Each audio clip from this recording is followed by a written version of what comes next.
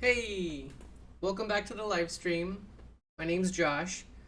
Cultivate Your Best Self is about seeking a deeper understanding of yourself, who you aspire to become, and how and why you value time and money. Today's topic is going to be all about self-management.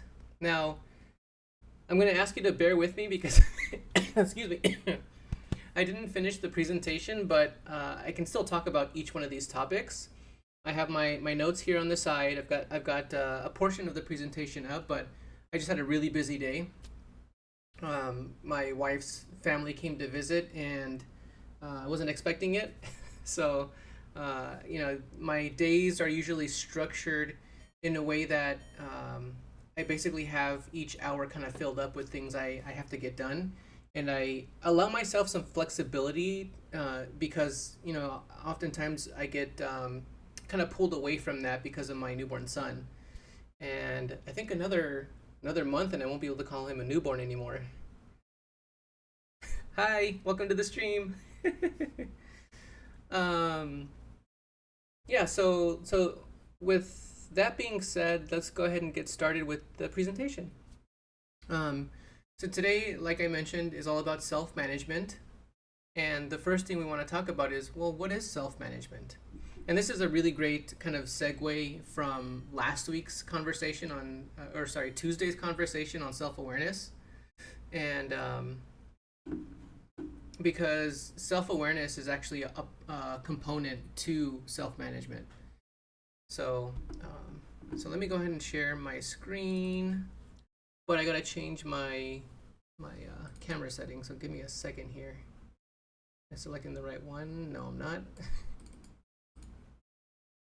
Nope, still wrong one. I got this. I selected something in the background. Oh, it must have been my desktop. And where is there it is.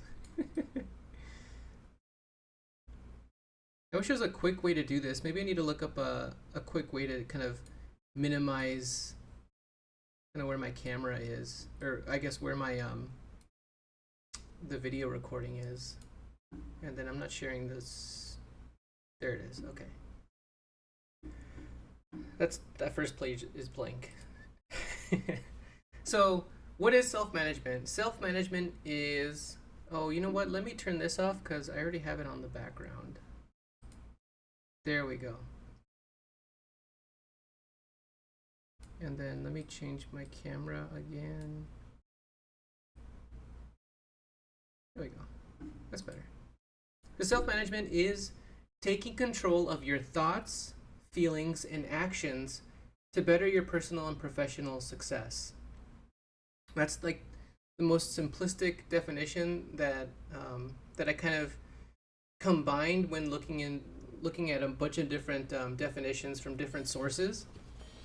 But essentially what it is taking control of your thoughts, feelings, and actions. And it's not quite the same as self-awareness. Self-awareness is more being aware of those things, and self-management is more about ways you can start to take control of those things so it contributes to your growth, whether that be personal or professional. I want to get into a little bit of research here, and this has to do with New Year's resolutions. And if you're like me, if you're like a lot of people out there, I'm sure you've probably, at the start of the new year, set yourself up for some goals that you wanted to accomplish for either that first month or to continue on throughout the year. And I'm curious as to, how long did you stick with your goals if you ended up setting up New Year's resolutions? So the main top or headline I have here says that your capability in achieving anything relies on your ability to manage yourself. Let me repeat that. Your capability in achieving anything relies on your ability to manage yourself. That's why self-management is so important. And I don't think it's a skill that we're taught. It's something that we kind of learn over time. And a lot of the times people just wing it. People just kind of wing life, going through the motions, trying to figure things out as they go, not realizing that this is the self management is a skill that you can build up to get you to progress your personal and professional aspirations. But the problem is that we're never taught that. We're never given resources to learn how to develop our self management ability. And that's why I'm so fascinated with it, because all of the like most successful people that I've studied, all of the athletes and um, like top performers in their field, and like millionaire businessmen, like they all have really great self management abilities. And I sought out to understand, okay, what are the components that make up self management, and what can we do to grow ourselves in a way that allows us to have better control of our thoughts, our emotions, and our actions. So, in this study was out of the Fisher College of Business. Give me a second, I'm going to take a drink of this, my protein shake. A study out of Fisher College of Business, and what this study found was that 9%, only 9% of Americans that make New Year's resolutions actually complete them. That's a really small percentage. I don't know if you fall into that small of a percentage, but I know for a fact that I've failed on my New Year's resolutions in the past. And excuse me. I have goals set up for myself for this year, and I've stuck to them. There have been a couple things that have thrown me off, like I've set up goals, like monthly goals for my health, and sometimes those are thrown off by unexpected, or actually the very last thing that you see down there. And actually, let me move my camera because I don't think it's going to affect. Yeah, that's actually better.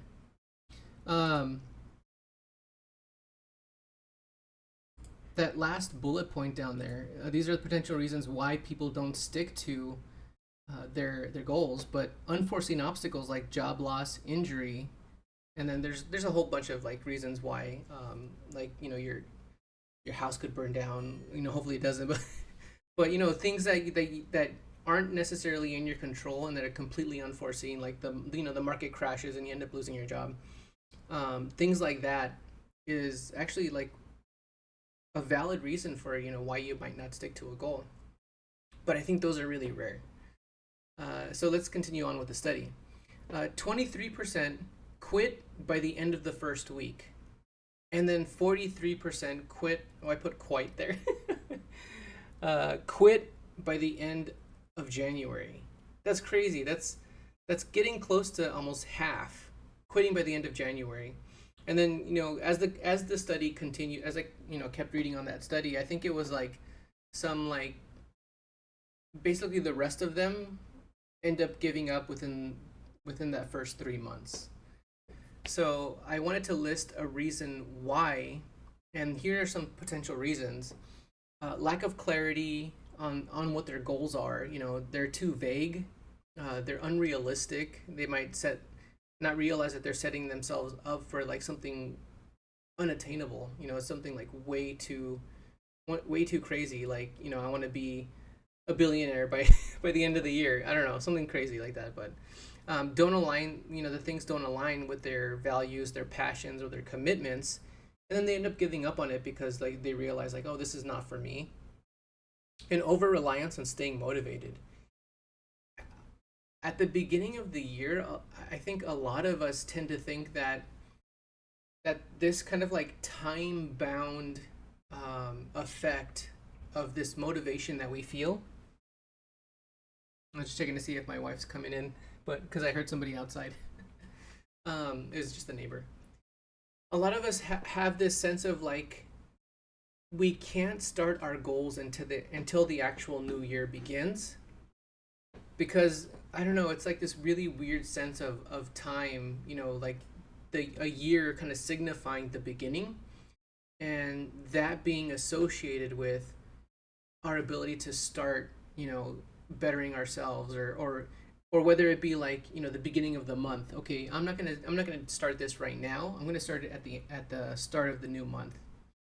And I think that's a really bad way to look at self improvement or personal growth, because I don't know if you've ever heard the saying, like, the best time to plant a tree was yesterday, the next best time is right now.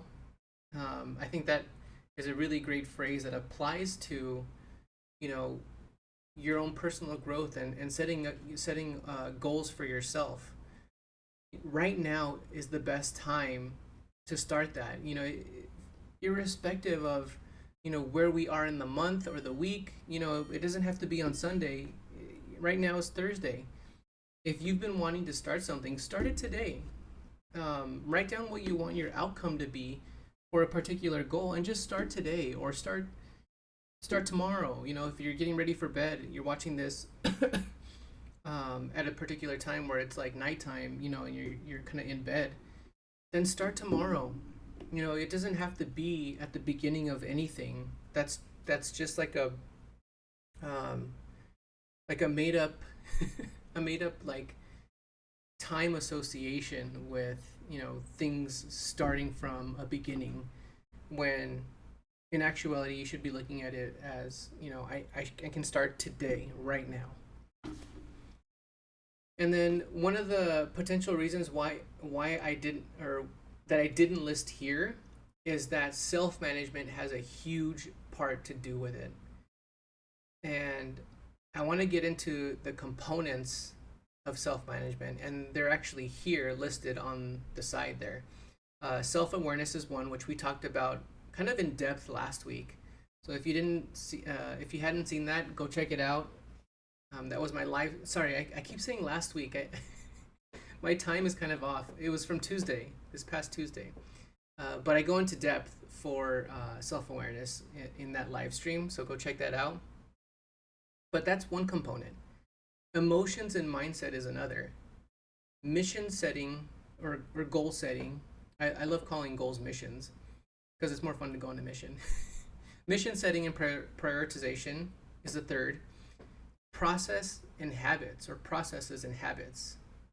These are things that kind of help give you the momentum that you need to keep going with whatever it is you're trying to achieve. Decision making. And decision making ties really heavily with the self awareness in understanding what your core values are and what your aspirational identities are. Now, if you're unfamiliar with those topics, core values or aspirational identities, go check out that live stream on self awareness. I talk about it there. But both your core values and your aspirational identity can play very heavily on making decisions in a more, how do I say this? The decisions that you make become much easier when you understand what your core values are, because you make decisions based on what they are, based on how much one decision or another will benefit you toward becoming that aspirational identity that you've set up for yourself, or toward accomplishing a mission that you've set for yourself. And then lastly is reflection and adaptation. Oftentimes people don't put enough effort into reflecting on some way that they've failed, or some way that they've not attained their goal. Like, out of those 90% of Americans that kind of fail their New Year's resolutions, how many of them do you think actually stop and take the time to reflect on why they didn't accomplish their goal? Probably not a lot of them, right? So if they took the time to reflect and adapt to their circumstances, or to their if their environment for whatever reason was hindering them in completing their goals, taking the time to kind of analyze it and improve it for the next time is one of the reasons why people continuously fail on their goals, or continuously give up on their goals. So those are like the main components for self-management, and I'll get into each one of these. Self-awareness. This is the same slide from the from what self-awareness is from Tuesday's live stream, but it's just the ability to see yourself clearly, and to see yourself clearly in regard to your core values, your aspirational identities, your thoughts, your emotions, how you react to certain situations, your strengths and weaknesses, and your impact on others. That's self-awareness. And I did an entire live stream on that because that's so incredibly important, just as much I think as well, I consider it to be foundational actually to self-management. And so it's one of the most critical aspects to get down and to understand about yourself. I mean, like, at the core of what cultivate your best self is basically kind of self-awareness on understanding, your relationship to time, your relationship to money, and who you aspire to become. Let's see, did I get into emotions and mindset? I don't think I did. So let me pull up my notes. I'm gonna go back and leave it here because I didn't get to the slides for emotions and mindset, mission setting and prioritization, and the rest of these. So I'm gonna pull up some notes that I have, and this first set of notes kind of comes from an article that I wrote when I was self-publishing to a platform called Medium.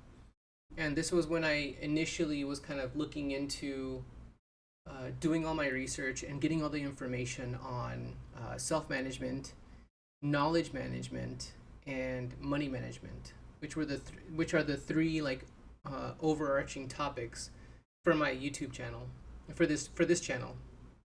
But right now we're talking about self-management. So emotions and mindset. So I came across a really interesting finding from a Nobel Prize winning psychologist named Daniel Kahneman. I think it's Kahneman. But what his research found was that emotions contribute, and maybe I can, since I don't have those slides, maybe I can, excuse me, maybe I can maximize my,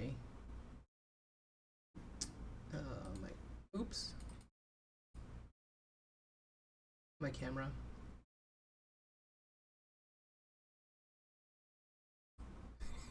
Sorry, bear with me here. There we go.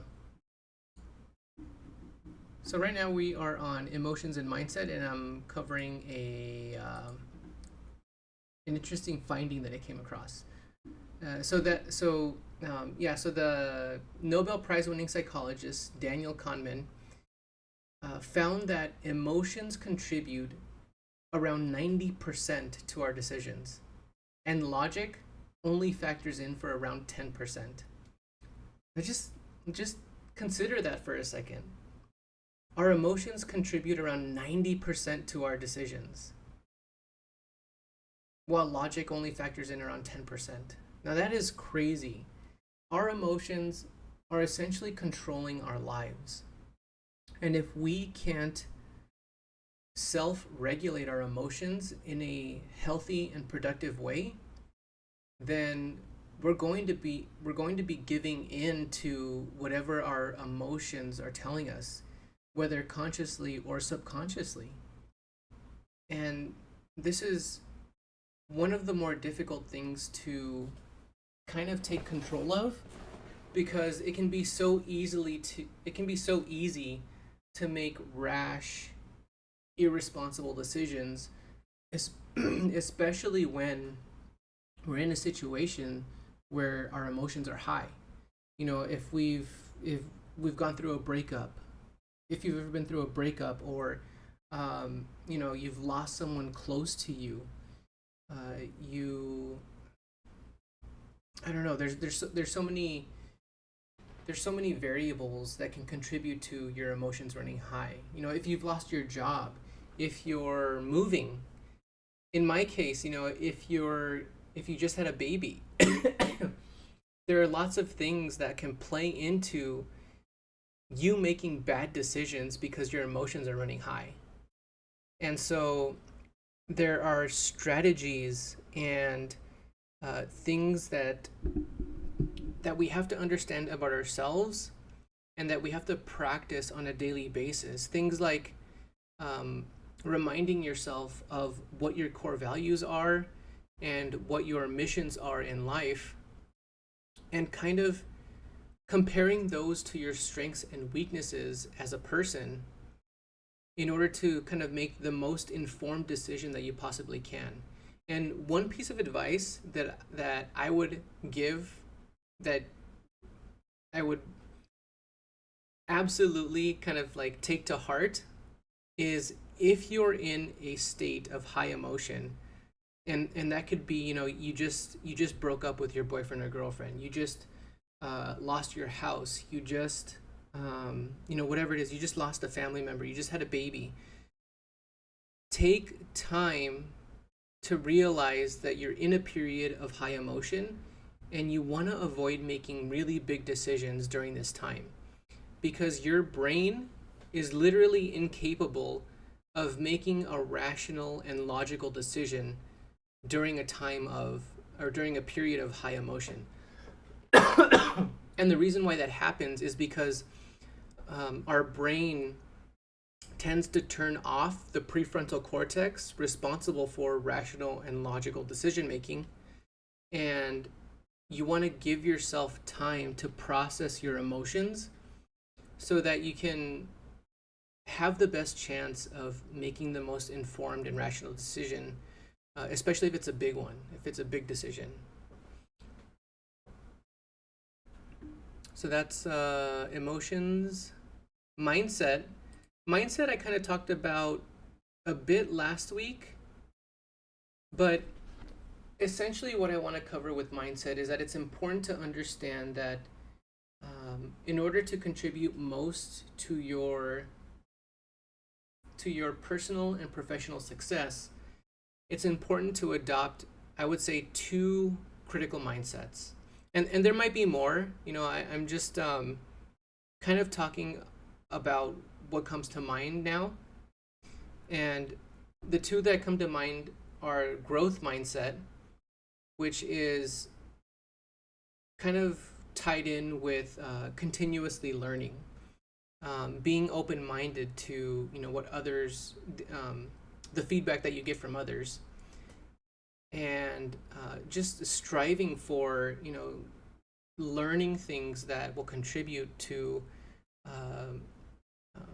your ability to accomplish your missions, to continuously grow so that you're better capable of handling things that will prevent you from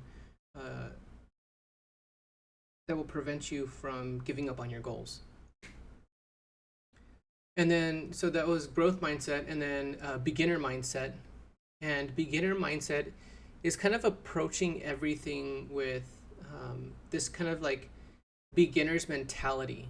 And what I mean by that is, if you approach everything from the point, or from the aspect of a beginner, then there's not really much pressure on you to perform well on whatever it is that you're trying to do. Like me doing these live streams, like I'm considering myself, I am a beginner, but as I continue to do more of these, as I continue to gain experience in presenting, and my communication skills getting better, and I'm still going to consider myself a beginner because there's always things that I can continuously learn and improve upon.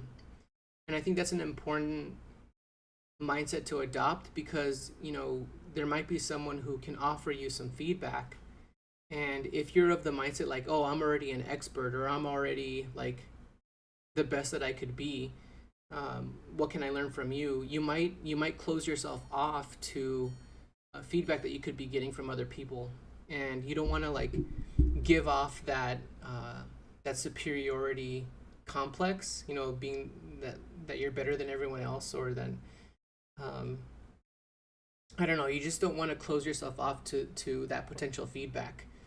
And as long as you maintain that, like, I'm always growing, I'm always open to learning more, then it'll help you with um, allowing that feedback to kind of come your way, to invite that feedback in, and to not put so much pressure on yourself to always be the best. Like, I'm just striving to make small incremental improvements on on my craft, and there are things basically each week that I'm learning, and got an Amazon package being dropped off.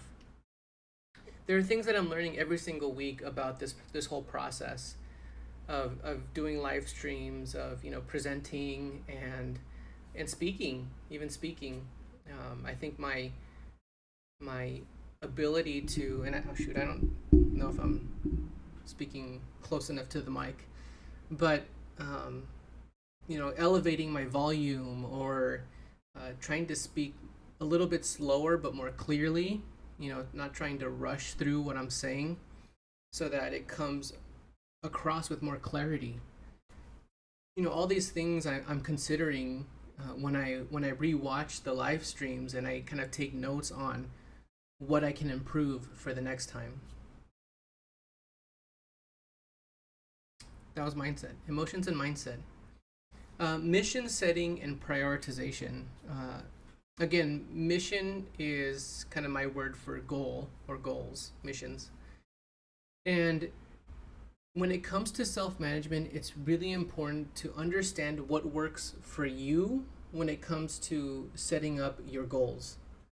Because I do think that there are certain things that work for some people and not for others, but there are definitely strategies that can be universally beneficial for everyone trying to kind of first set up what their goals are.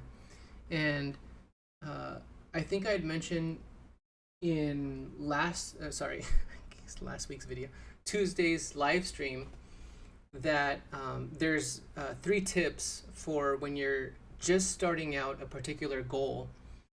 You want to be able to, one, clearly define what the outcome is. Actually, let me look this up really quickly. I have it here. Excuse me. Where did I put that? Here you go. So the first step would be to find out what the most critical or the most pressing mission or goal you want to set up for yourself is, because you might have a lot of different goals in your mind that you want to accomplish, or you might not have any. But you want to try and figure out what is the most critical, or the most pressing, or the most desirable goal that you would love to accomplish, like starting today, if not tomorrow. So that's step number 1. Step number 2 would be, what is the successful outcome you want once you achieve this goal? When you can say that that goal is done, what is the outcome of you having accomplished that mission? And then the third thing is, what is the very next action I need to take in order to get me one step closer to that goal, or to that outcome that you've defined in step 2? Those 3 things can provide you with enough clarity and direction, and relieve stress, because it gives you enough of a sense of direction and clarity, like I mentioned, in order for you to get started. And one of the things that I hear in the productivity world is, when it comes to goals, what you want to do is break down what your large goal is into smaller pieces, and list out what all those small pieces are. And the problem I have with that is, we don't always know what step 4 or 5 or 6 is until we've gone through step 1, 2, and 3. And I think that's really important to understand, because people tend to give up when they don't understand all the steps they need to take in order to reach their goal. And I don't want that to be a detractor or a reason for why someone gives up on their mission. It's much easier to kind of stop and analyze what you have to do for your very next step, and only your next step.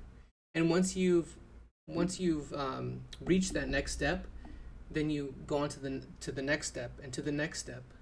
And by doing that, you're continuously taking steps towards the outcome that you've defined for your mission. And I love that much more than trying to figure out what everything is in between and scheduling, because you may not even know like how long it's going to take you to do, like let's say like there's 20 steps you have to take to accomplish a goal, and you get to like step 8, and then once you get to step 8 you're not sure where to go. You may not even know how long it's going to take you to get to step 8, because maybe step 5 and 6 are going to take you about a month each, but steps 1 through 4 might be like a day or two. Like it's much simpler and much more direct to just think about one step at a time, and maybe a couple steps ahead. But other than that, like, you don't want to overwhelm yourself, and you don't want to give yourself any more reason to quit on what your mission is. So that's mission setting. Now let's talk about prioritization. For those of you who have a ton of stuff on your mind, a ton of things you need to get done, a ton of ideas you have in your head, or just a lot in general on your mind, the best way to kind of approach the prioritization aspect for your missions is to literally write everything down. Write down everything you want to accomplish. Like, you can start with like the immediate like the present time.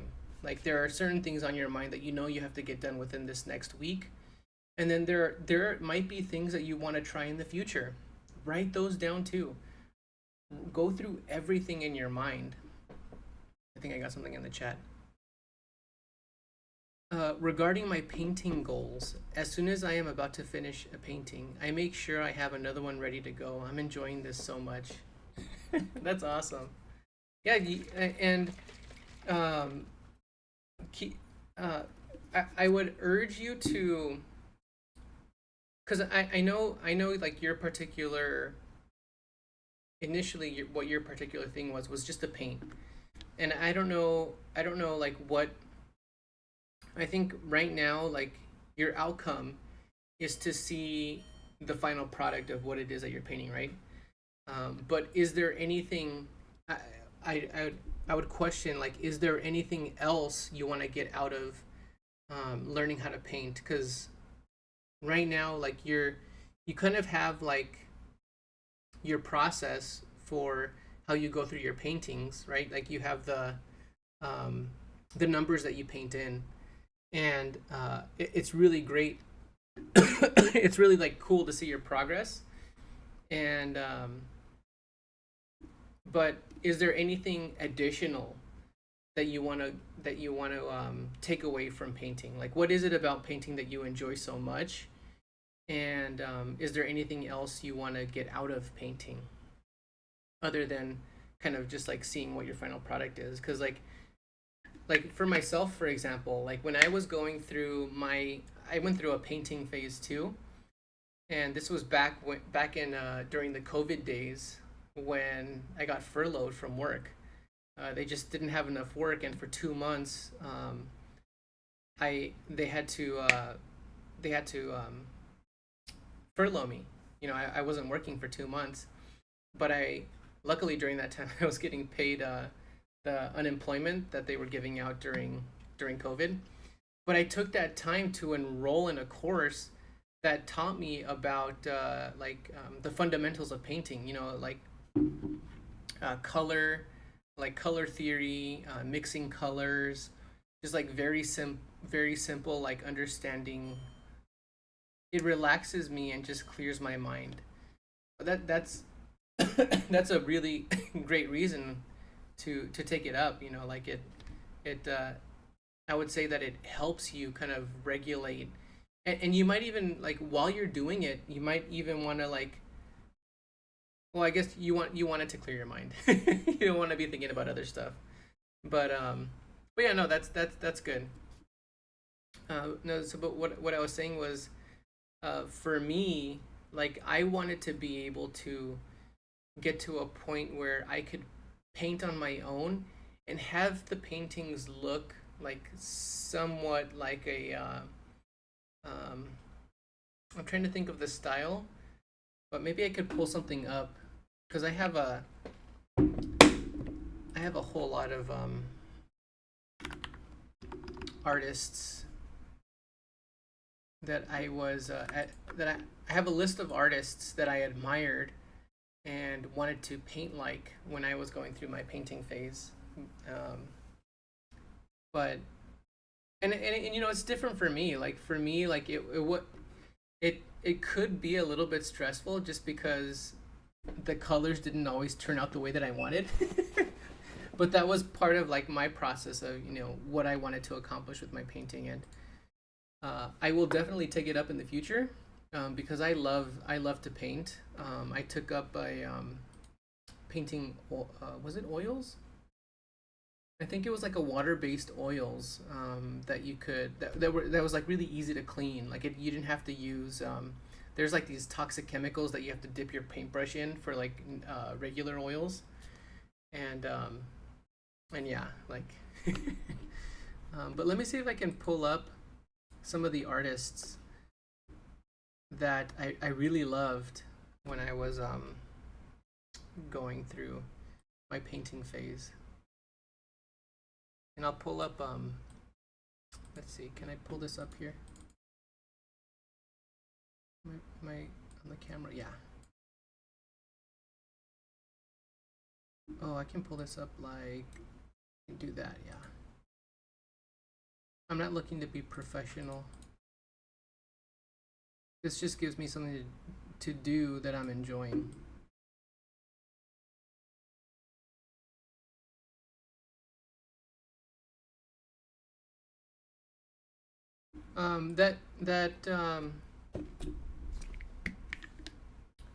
That makes me wonder a little bit about whether you use painting as a way to distract yourself from uh, from something you might be dealing with in life. I understand that you enjoy it, um, and this is just like me kind of like spitballing information. I could be totally wrong, but I mean, I enjoy playing video games, for example. But playing video games um, doesn't necessarily contribute to my. And you're much older than me too. Like you're much closer to the retirement age, and you may just want to like spend your time enjoying yourself, and that's totally fine. Um, but like for me, for example, like there's still so much more I feel that I need to accomplish, and playing video games doesn't necessarily, even though I enjoy it, doesn't contribute to my personal or professional growth. Um, so yeah, I was just throwing that out there. Um, it's again, it could be totally different for you. Like just simply finding things that you enjoy doing is great, because I think it's really cool that you've taken it up. But what was I looking for? Oh yeah, the artists. Um, let's see. Where did I have? Yeah, here. Oh man, this is a huge list, I think. Oh, it may not load because it's so big. This is when I migrated from. I was using another platform to to kind of track, you know, my like everything that I like, ideas, notes, and everything. Mm, all things art. Yeah, here it is. Essentials, fundamentals, art inspiration. Yeah, look at all these painters. I saved all these websites from painters that I really loved. Um, let's pick one. Let's do Kathleen Dunphy. Go to. Okay, this is more detailed than I was expecting. I don't necessarily want to get that good. This is pretty abstract. I do like paintings like this, but maybe a little bit more detailed. Like these ones are so good. Like this level, I love this level of detail. Like you can clearly understand. This one's getting a little bit more detailed, but like this one was a really good one. I would love to be able to get to this point. And these to me feel more like studies. Like you have these really large brush strokes of single colors. Like this is like a mixture of maybe three different shades, but you get the sense of light like so clearly. You know, like we're looking, you know, behind the trees, the sun's in front, and you get that really good sense of where the lighting is coming from. You know, and you have like the shadow down here, like the snow down here is a little bit bluer, so you know that it's in, you know, it's in shadow, and the light is more yellow. But yeah, that was one. Oh, this is a good one too. Yeah, it's Kathleen Dunphy. Let's see who else. Scott Hamill. Scott Hamill.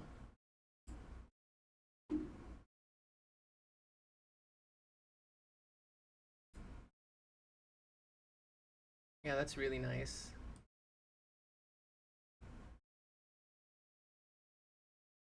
Like the brush strokes are just so nice. And it's not like super detailed. It's like these are the type of paintings where like when you take a step back, you get more clarity on what you're looking at. But there's a little I find myself having more mental blocks for completing small steps towards goals. I'm working on breaking them down even further, but it seems that I'm having more mental blocks. What are causing the what are causing the mental blocks? I'm not sure when you joined in, but I was earlier I was talking about when you're trying to when you're trying to accomplish a certain goal. A lot of the times, like in your case, you know, you say you have mental blocks. Um, the advice that I commonly hear is to break down your goal into smaller, like smaller bite-sized pieces, right? And you want to try and list out as many of those pieces as you can. But the problem with that is, you may not know what like let's say there's 10 steps, you may not know what step 4 or 5 or 6 are if you haven't taken step 1, 2, and 3. And that's why one of the authors that is a professional in like the organizational psychology world talks about only focusing on like one or two steps at a time, if not just, you know, your very next step. And it's much you get a much more you get a better sense of control.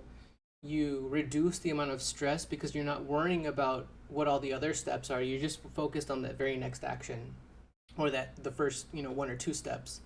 And it's much easier to be in control of that than trying to figure out what, you know, all the different steps or what all the small pieces are that you have to take to get there.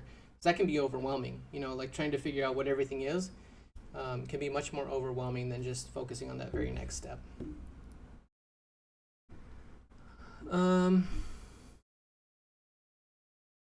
We were on prioritization. I forget how we got into all this. I'm working on mental blocks in therapy. They're business goals, but I'm finding, for example, financial decisions are difficult because of my childhood development or my childhood environment. Sorry, financial decisions are difficult because of my childhood environment. Yeah, I mean, when it comes to dealing with mental challenges, it's really great that you're seeking out, professional help because they have better ways for you to handle those in a healthy and productive way. And when you have those mental challenges, especially like things that stem from your childhood, you are faced with a higher struggle or more of a struggle than someone who is more um, I saw a word for it recently. Uh, mentally, what was the word? It was like I want to say it was like normative. It was like I don't know. I forget what the word was, but like someone who doesn't have those type of mental challenges.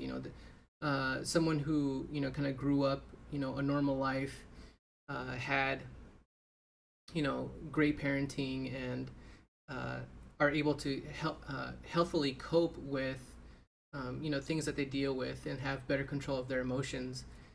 um, yeah, you definitely have more of a challenge, having those things that you need to deal with, but you can get through it. Like once you find that breakthrough, and again, like I would urge to focus just on like um, smaller increments and maybe just like the very next steps, and I could work more closely with you to try and understand better what those financial decisions might be. Um, but given the information that I have, I don't know what those mental blocks might be stemming from, other than childhood. Like, could there be other things, besides, what you dealt with in your childhood that could be preventing you? Like, are there certain stressors that come up, and maybe those stressors also stem from your childhood, um, but once you begin to understand where those come from, then you can begin to move more towards um, finding healthy and productive ways to overcome those and take those steps forward that you need to in order to accomplish those business goals that you're looking to accomplish. And then how's the clarity? How is the clarity of what your goals are? Like what like are you clear on what the specific outcome that you want from those business goals? But like both from a financial standpoint and from a personal and kind of emotional uh, stance. Like what do you want out of that business that will fulfill you and bring you joy? Not just like I want to make $1 million doing X. Like what do you want to get out of it? Internally, what kind of fulfillment do you want from that? Do you have that clarity?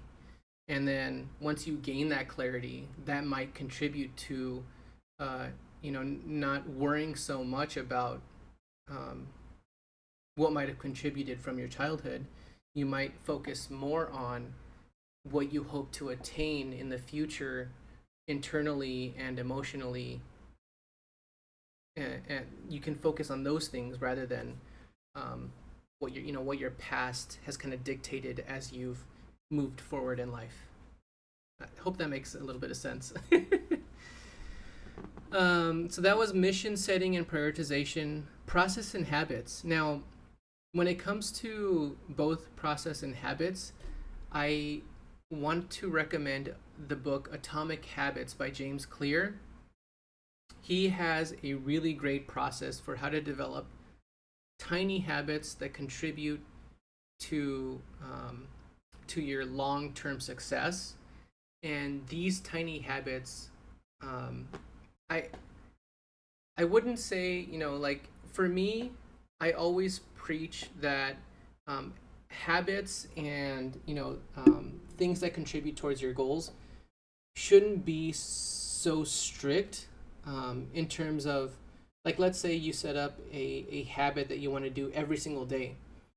Um, it can be discouraging if, say, one day you miss, you miss what that habit is.